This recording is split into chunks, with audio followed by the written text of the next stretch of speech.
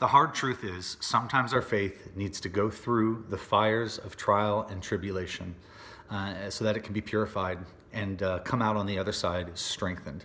That's exactly what we see happening here, unfortunately, for the people of Israel. It is a worst case scenario. The Babylonians have conquered them. They have come into God's temple. They have profaned the name of God in his temple. And then Asaph says, literally burned it to the ground. So Asaph is writing this psalm as he's staring at the charred remains of God's temple, which they, of course, believed was where God's presence dwelt in the midst of their people. Like the very imagery, the centerpiece of their promises to be God's people and for him to be in their midst. Can you imagine?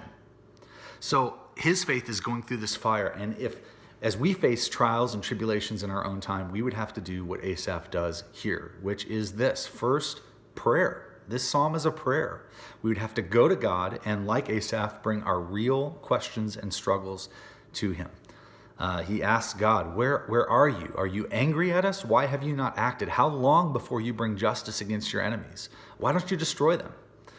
We would also have to do what he does in verse 12, which is the shift to believing that God has been faithful in the past to us, and therefore this is the grounds for our prayer and for hoping that God will ultimately be faithful to us in the future. We know that Christ's kingdom is not of this world. It's not affected by the flames of his enemies and the profanities they utter against him.